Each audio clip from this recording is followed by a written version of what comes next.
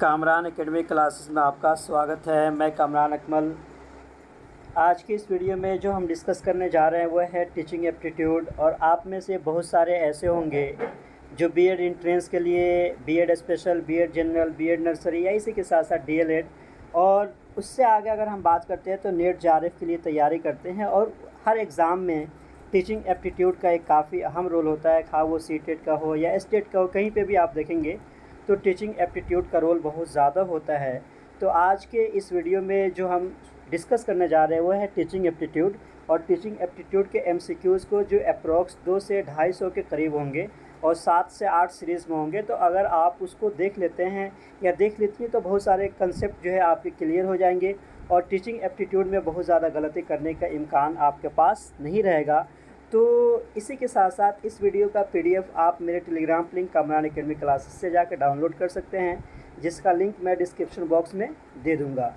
तो देखिए, अगर हम बात करते हैं, जब भी हम टीचिंग एप्टीट्यूड की बात करते हैं तो जब भी आप इस तरीके के एग्ज़ाम देते हैं तो आपका जो शिक्षण योग्यता है उसको चेक किया जाता है।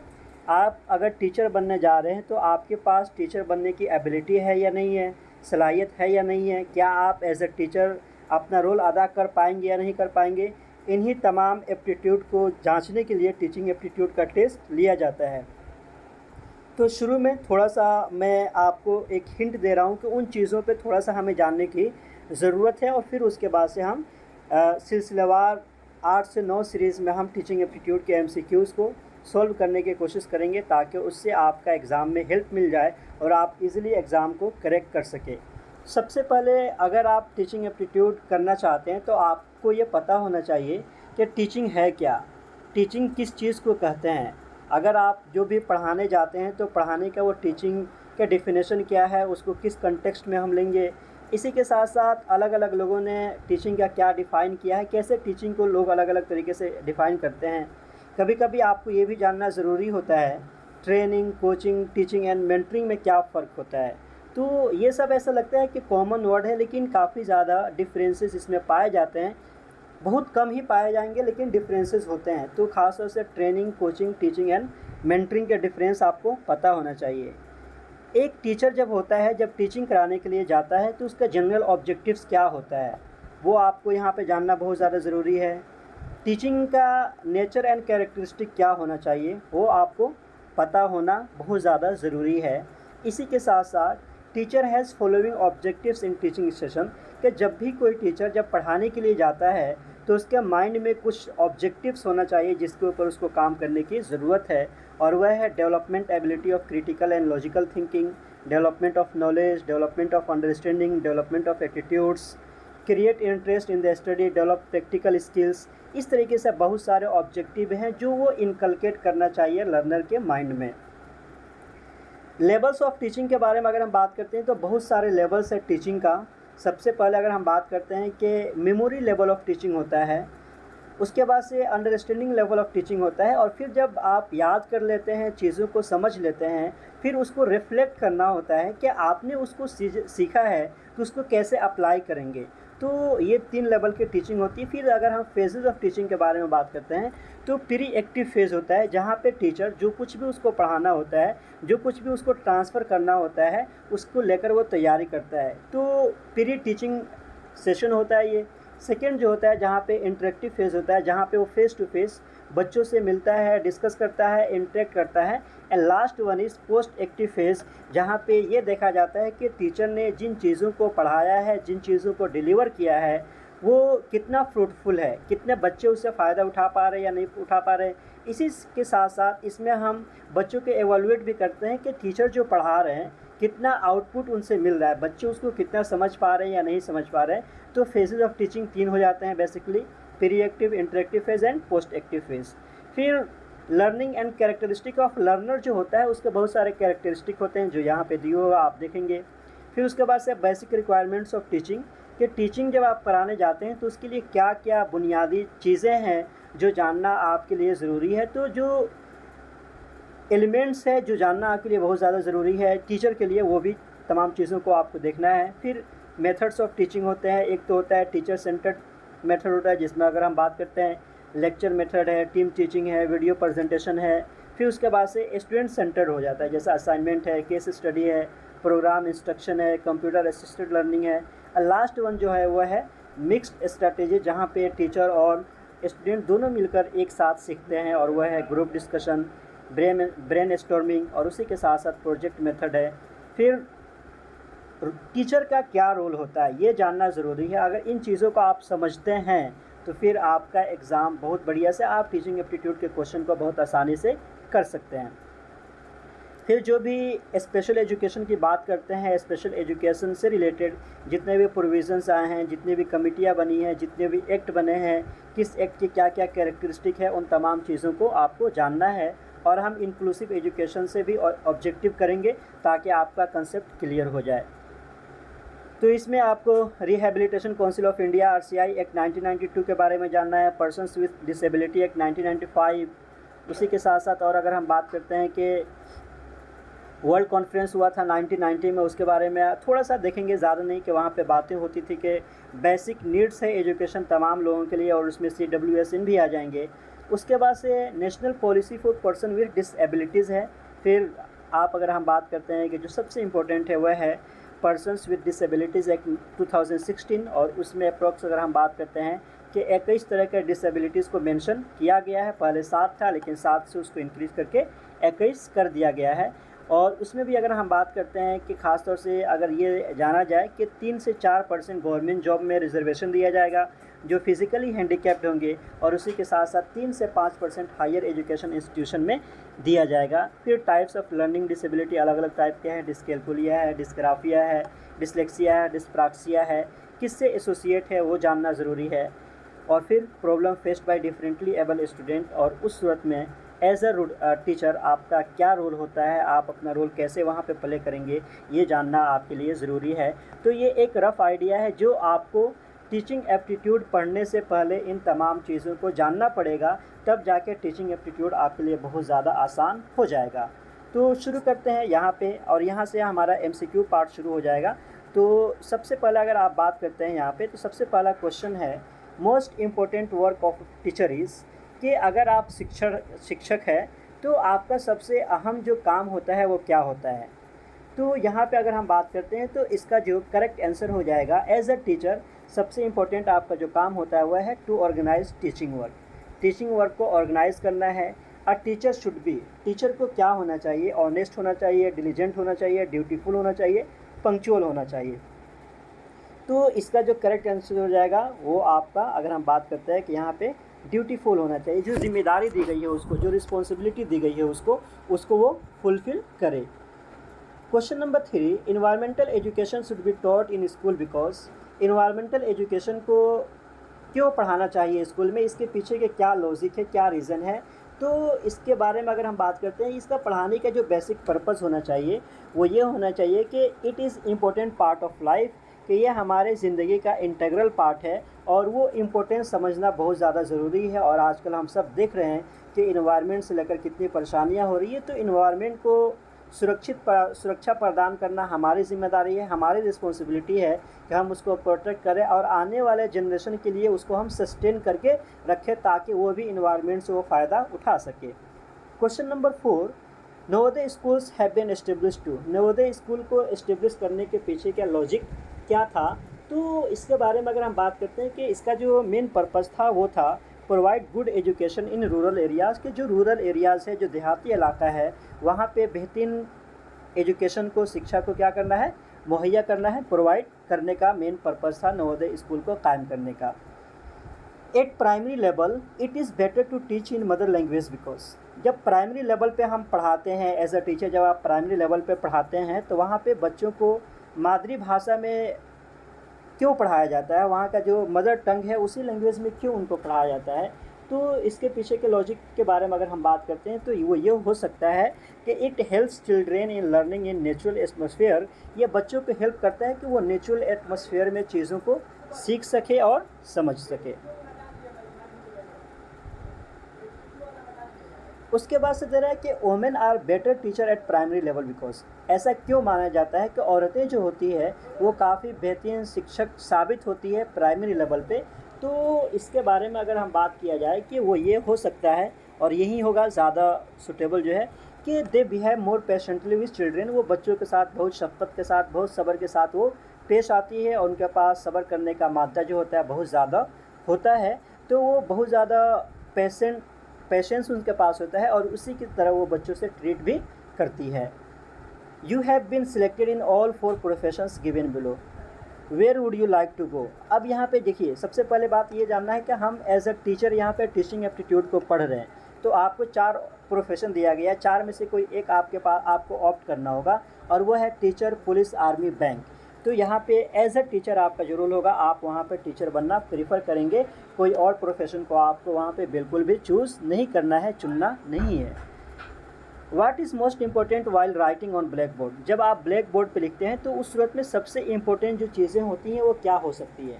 तो यहाँ पे अगर बात किया जाए कि इसका जो करेक्ट आंसर हो जाएगा वो है good writing.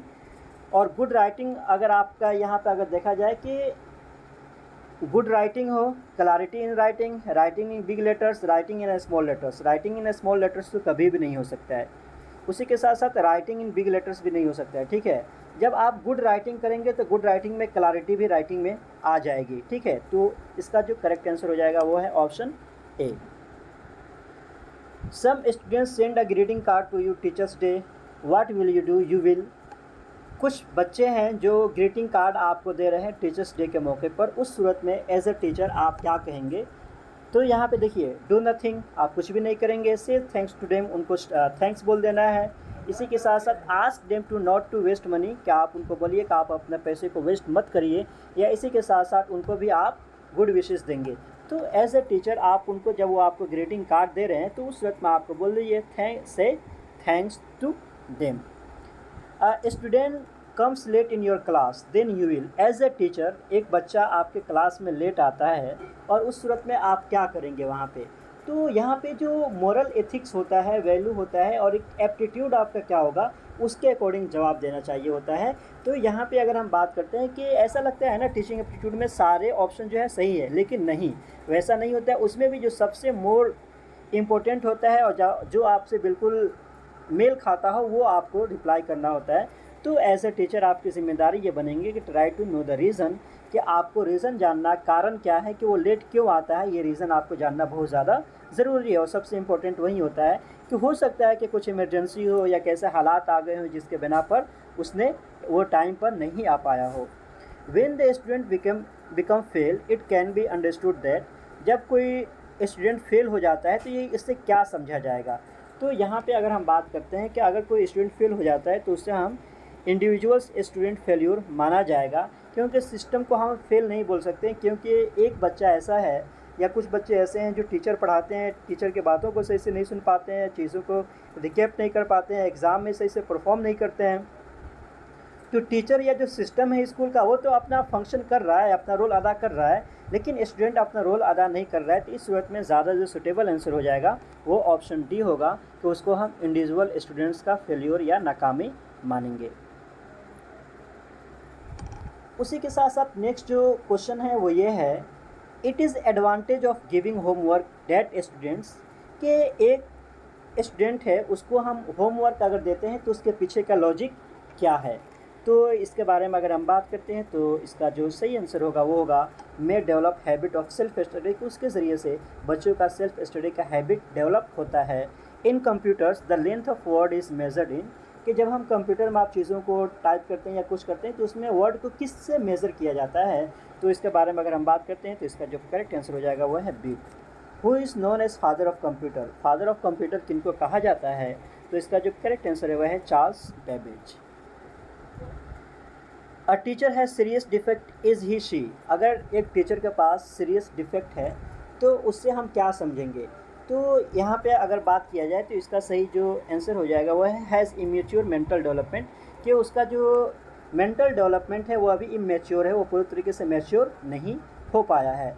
The success of teacher, एक टीचर को हम कामयाब शिक्षक कब मानेंगे। तो इसका जो बेहतर उदाहरण हो सकता है एज अ टीचर वो होगा हिज हर गुड टीचिंग, कि उसका जो टीचिंग कैसा कर रहा है ना, टीचिंग अगर बहुत बेहतरीन है तो फिर वो बेहतरीन टीचर हो सकता है। हाई अचीवमेंट्स ऑफ स्टूडेंट, ये भी हम बहुत ज़्यादा नहीं मान सकते हैं, क्योंकि इसी के साथ साथ हर पर्सनालिटी के जो भी ट्रेट वगैरह हैं, गुड ट्रेट वगैरह करता है तो उसको भी हम नहीं ले सकते हैं। तो अगर टीचर है तो टीचिंग से ही रिलेटेड वो चीज़ें होनी चाहिए। A Deepawali fair is being organised in your school, what would you like to do. आपके स्कूल में एक दिवाली फंक्शन का आयोजन होता है और एज अ टीचर आप क्या करेंगे। तो यहाँ पे अगर आप बात किया जाए कि यहाँ का जो सही आंसर हो जाएगा to take part in function, के एज अ टीचर आपकी भी जिम्मेदारी है कि आप क्या करिए, फंक्शन में पार्ट करिए। अगर पार्ट नहीं करते हैं तो बच्चे बुरे मान जाते हैं, तो अगर वो फंक्शन हो रहा है तो उसमें आप भी पार्ट करिए। The most important trait of a student, के सबसे इंपॉर्टेंट बिहेवियर जो स्टूडेंट को होता है वो क्या होता है। तो यहाँ पे अगर हम बात किया जाए कि सबसे बेहतरीन जो ये होना चाहिए कि वो बच्चे को क्या होना चाहिए, ओबीडियंस होना चाहिए। ठीक है, कोऑपरेशन भी सही है, लेकिन यहाँ पे जो सबसे बेहतरीन तरीका है कि जो टीचर बातों को बता रहा है, लिखा रहा है, समझा रहा है, उन चीज़ों को समझे और फरमाबरदार बना रहे। The purpose of basic education scheme is, 1937 में बेसिक स्कीम को गांधी जी के ज़रिए से लाया गया था, जिसको वार्धा स्कीम भी कहा जाता है। उसका मेन पर्पज़ क्या था, मेन उद्देश्य क्या था, तो इसके बारे में अगर हम बात करते हैं कि यहाँ पे to fulfil basic need of person through education, कि जो इंसान का जो बेसिक नीड्स होता है ना उसको फुलफिल किया जा सके एजुकेशन के ज़रिए से। और लर्निंग थ्रू एक्सपीरियंस करके हमें क्या करना होता है, लर्निंग करना होता है, जिसको हम वर्क एक्सपीरियंस भी बोलते हैं। जैसे आप जामिया में डी वगैरह में जाएंगे तो वर्क एक्सपीरियंस का कोर्स भी कराया जाता है, ताकि सिंपल वर्ड में हम कह सकते हैं कि लर्निंग विथ अर्निंग। ये भी कर सकते हैं कि अगर आपका थ्योरेटिकल पार्ट से चीज़ों को सीख रहे हैं तो आपके लिए फिर काफ़ी अच्छा हो जाता है। यहाँ पर दे रहा है कि you are teaching a topic in class and a student ask a question unrelated to the topic, what will you do. एक टीचर है, एक बच्चा है आपके क्लास में जो अनरिलेटेड क्वेश्चन आपसे पूछता है, तो उस सूरत में एज अ टीचर आपकी ज़िम्मेदारी क्या बनती है। तो ये इसका जो करेक्ट आंसर हो जाएगा वह है ऑप्शन डी, और वो हो जाएगा, आपको बात करते हैं कि यहाँ पे you will the answer the question after the class, आप उसके जवाब के आंसर देंगे लेकिन क्लास ख़त्म होने के बाद, क्योंकि आप वहीं पे देंगे तो बहुत सारे बच्चों का नुकसान होगा। तो उससे बचने के लिए आप उसको अपने चैम्बर में बुलाइए, बात करिए, उनको समझाइए कि इसका करेक्ट आंसर ये होगा। If you are unable to get a job of teacher then you will. आप कहीं पे टीचिंग के लिए अप्लाई करना चाहती हैं लेकिन वहाँ पे आप अप्लाई या जॉब आपका नहीं मिल पाता है, उस सूरत में आप क्या करेंगे, एज ए टीचर आपकी ज़िम्मेदारी क्या बनती है। तो जब आपको टीचिंग ही करना है तो उस सूरत में क्या करना है कि एट होम आप ट्यूशन देना शुरू कर दीजिए, remain at home till you get a job. आप जब तक जाहिर सी बात है कोशिश नहीं करेंगी तो आप जॉब नहीं पाएंगे। तो इस वजह से इसका जो करेक्ट आंसर हो जाएगा वह है कंटिन्यू अप्लाइंग फॉर टीचिंग, के लगातार आप टीचिंग के लिए अप्लाई करिए। A teacher can motivate the students by, एक टीचर जो होता है वो स्टूडेंट को मोटिवेट कर सकता है, किस तरीके से। तो यहाँ पे अगर हम बात करते हैं तो इसका जो बेहतरीन ये होता है वो है गिविंग सुटेबल प्राइजेस। बच्चों को सुटेबल प्राइज़ दीजिए और उससे वो बच्चे मोटिवेट होंगे और फिर उसको और बेहतर से बेहतर करने की कोशिश करते हैं। जैसे बच्चे शुरू में, अगर आप देखेंगे आपके घरों में भी होता है कि आप इस काउंटिंग को सुना दो, या आप इस लेसन को पढ़ लो, या इसी के साथ साथ आप इस चैप्टर को याद कर लो, मैं आपको ये अवार्ड दूंगा, मैं आपको ये रिवार्ड दूंगा। तो उसका मतलब क्या है, हम उनको इनकरेज कर रहे हैं और वो अवार्ड के ज़रिए से, रिवार्ड के ज़रिए से। तो इसका जो करेक्ट आंसर हो जाएगा वो हो जाएगा option A. If a student doesn't pay any respect then you will. एक टीचर स्टूडेंट ऐसा है जो आपको बिल्कुल भी इज्जत नहीं करता है, आपको रिस्पेक्ट नहीं देता है, तो उस सूरत में एज अ टीचर आपकी ज़िम्मेदारी क्या होगी। तो अगर कोई नहीं देता है तो और बच्चे दे रहे हैं तो आप उसको इग्नोर कर दीजिए। अगर बहुत ज़्यादा हो जाता है तो उस सूरत में आप गार्जियन वगैरह से मिल सकते हैं कि हाँ ये बच्चा ऐसा है जो उसकी वजह से जो क्लास का इन्वायरमेंट है, एटमॉस्फेयर है, वो ख़राब हो रहा है। तो उस सूरत में जो स्कूल के एडमिनिस्ट्रेशन है उससे भी आप मिल सकती हैं, उसके पेरेंट्स से भी मिल सकती हैं, लेकिन पहले आपको इग्नोर करना है।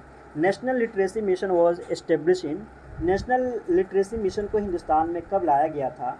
तो इसका जो करेक्ट आंसर है वह है ऑप्शन बी, 1988 में। और 15 साल से लेकर 35 साल के जो लोग थे उनको शिक्षा प्रदान करने की जिम्मेदारी दी गई थी कि वो भी शिक्षित बन सके हिंदुस्तान में, 15 से लेकर 35 साल के एज के लोग। The aim of national council for teacher education is, जिसको हम NCT बोलते हैं, NCT का मेन पर्पज़ क्या था, एम क्या था उसको एस्टेब्लिश करने का।